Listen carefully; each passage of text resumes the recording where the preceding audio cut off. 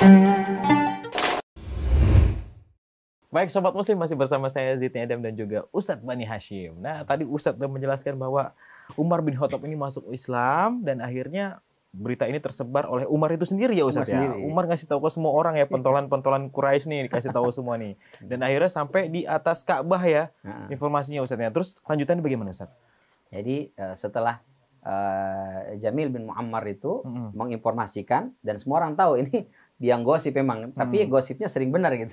Maka mereka ngecek, masa benar sih Umar loh gitu. Nggak mungkin lah Umar pentolan Quraisy yang sangat benci kepada Muhammad dan umat Islam. Nggak mungkin masuk Islam. Ternyata di situ ada Umar. Ditanya, Umar bagaimana? Benarkah kamu masuk Islam? Benar. Haqqan anni asyhadu an la ilaha illallah wa asyhadu anna Muhammadar Rasulullah. Benar, saya sudah masuk Islam. Saya sudah bersyahadat. Langsung orang tuh pada ngerubungin, nyerang Umar. Puluhan orang. Umar lawan dari pagi sampai maghrib. Berantem nggak berhenti-berhenti itu. Satu lawan banyak nih. Satu lawan banyak. Nggak berhenti. Nggak kelar-kelar itu. Akhirnya karena udah maghrib, udah capek, udah mau malam itu, Umar cari pentolannya itu, ya, kepala sukunya.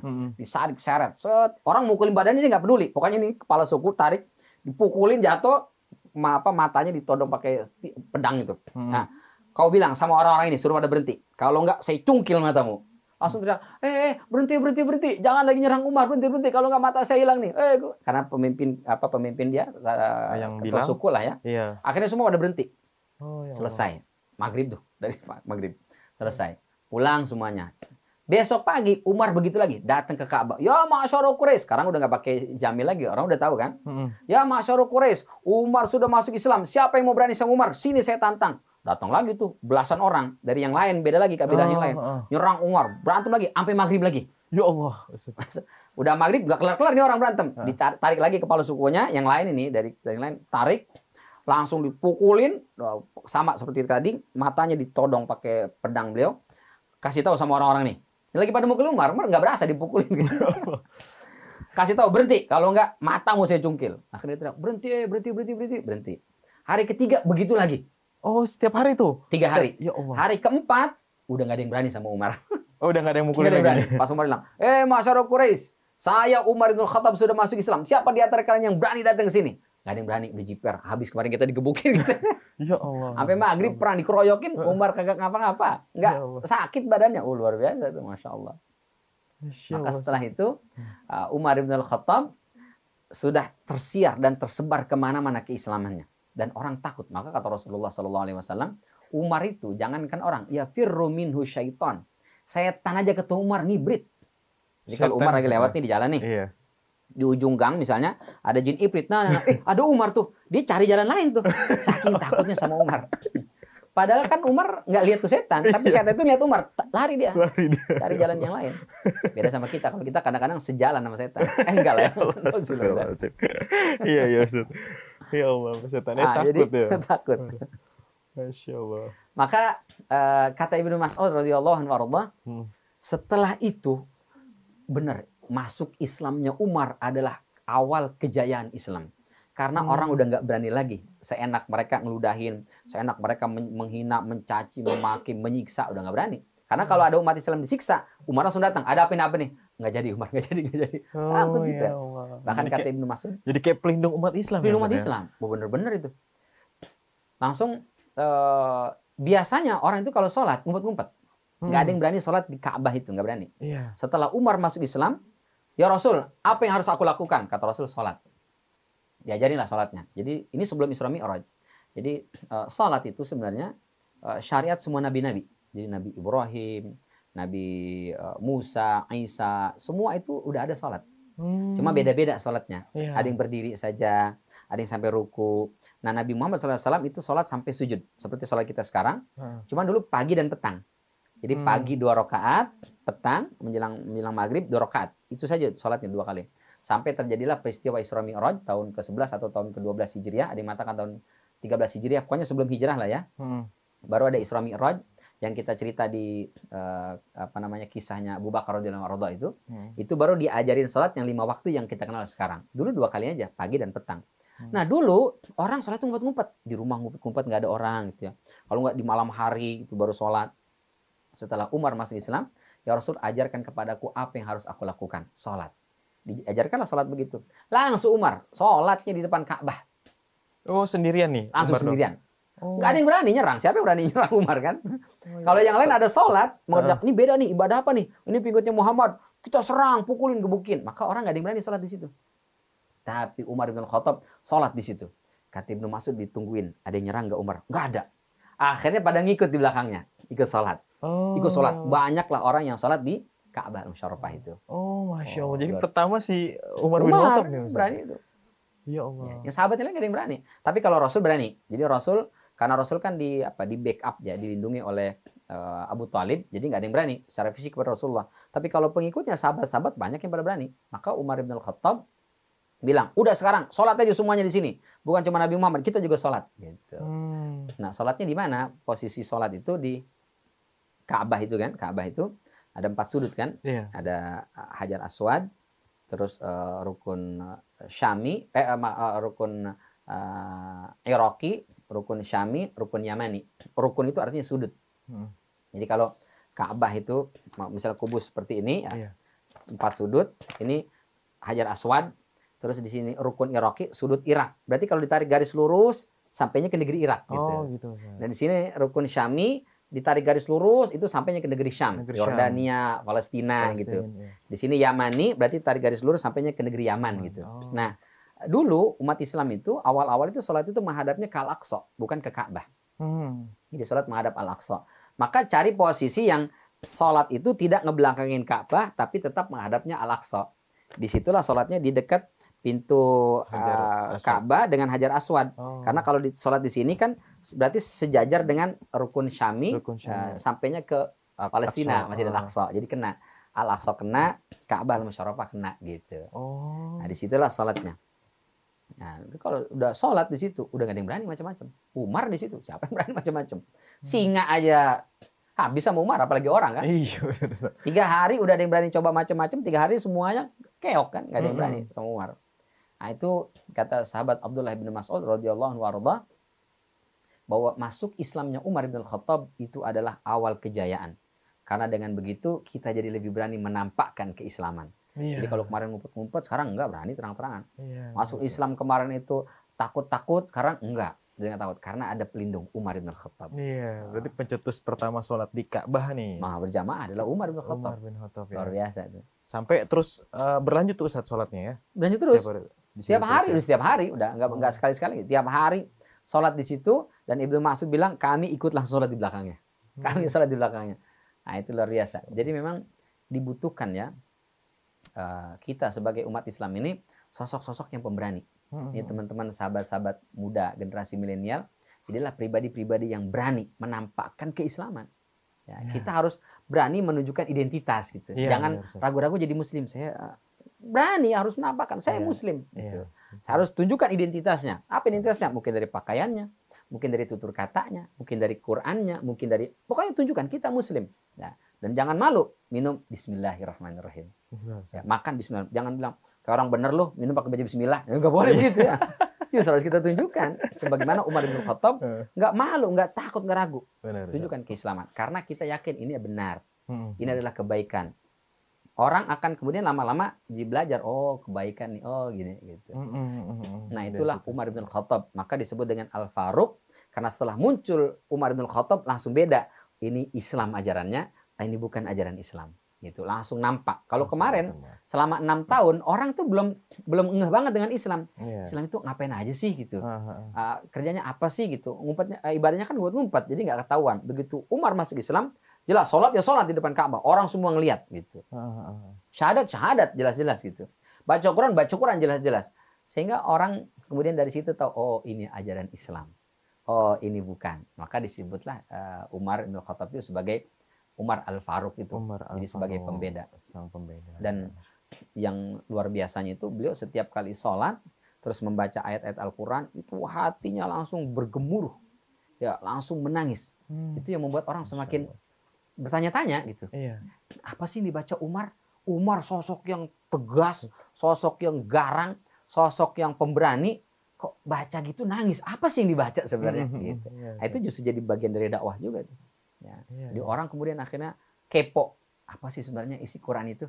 kok bisa membuat hati Umar yang begitu dahsyat menangis. Kalau kemarin kan menangis baca Toha, yang lihat kan cuma adiknya Fatimah, ada iparnya Sa'ad bin Zaid, terus juga Khabbab bin Arad. Sekarang di depan Ka'bah orang semua lihat. Kok bisa Umar menangis? Apa itu? Oh, Masya Allah, Ustadz, kita jeda dulu sebentar ya. Sobat Muslim jangan kemana-mana, tetap di Share It ya.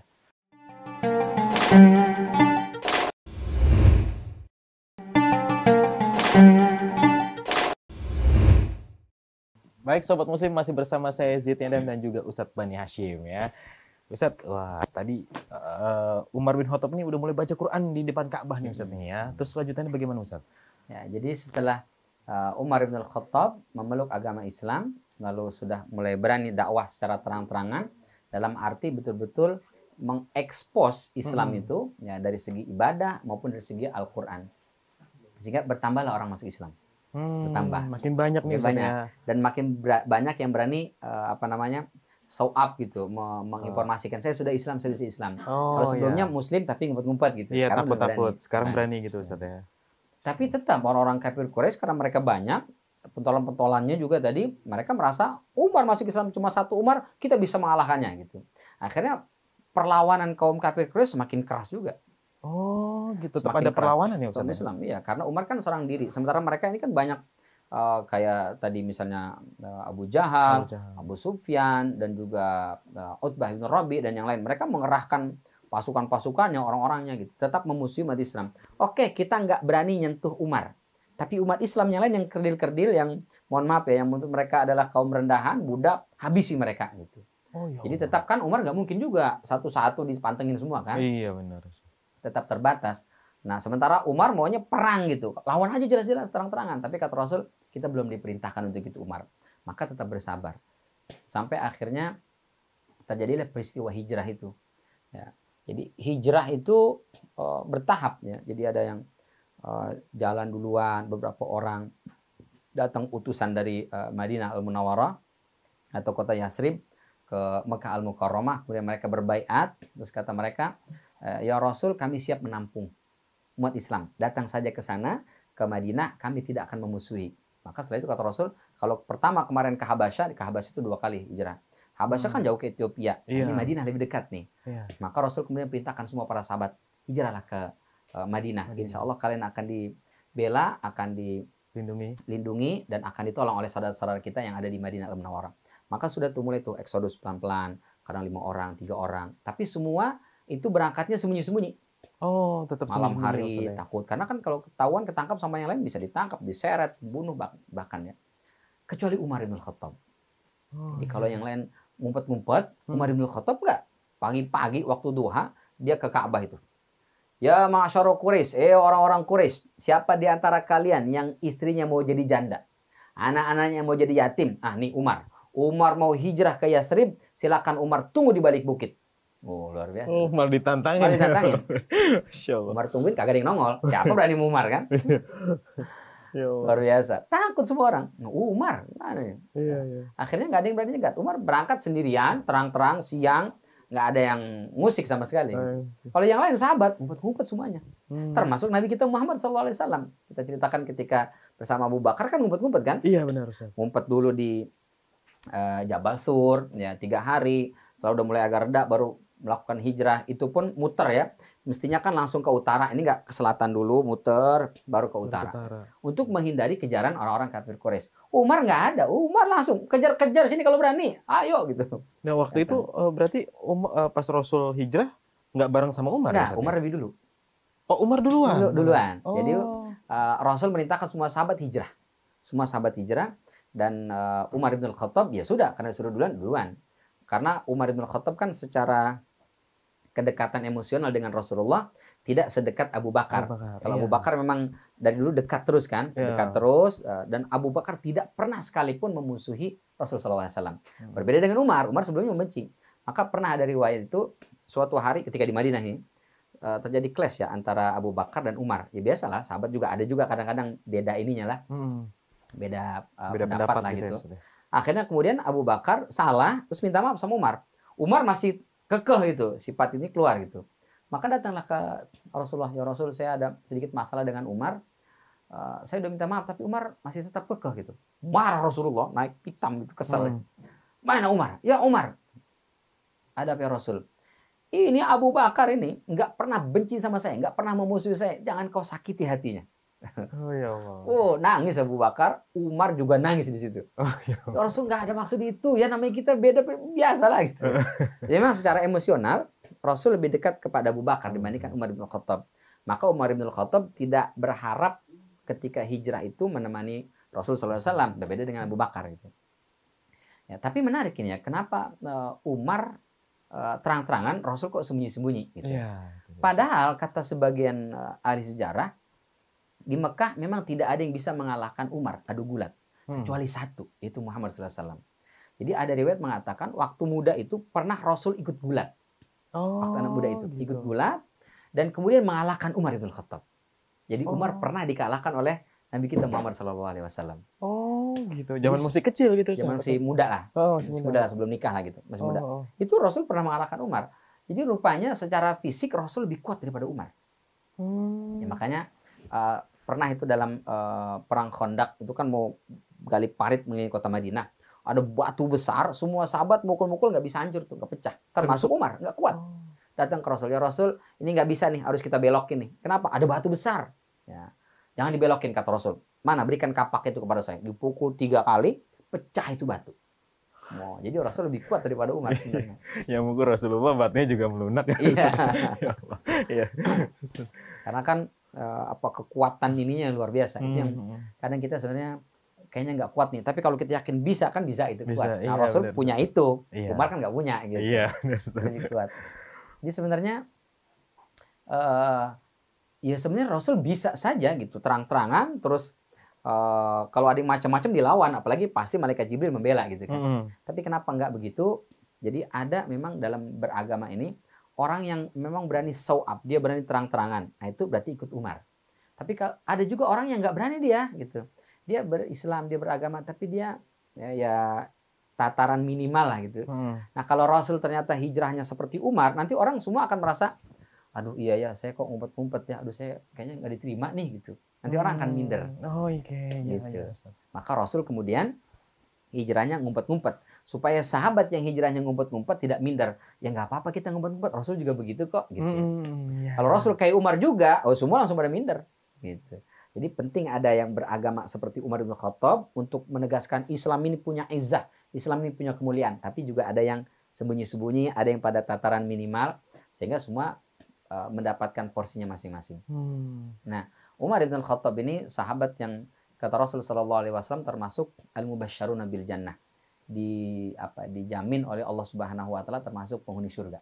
Masya Allah. Masya Allah ya. Itu pas masih hidup udah dijamin tuh Ustaz? Udah dijamin.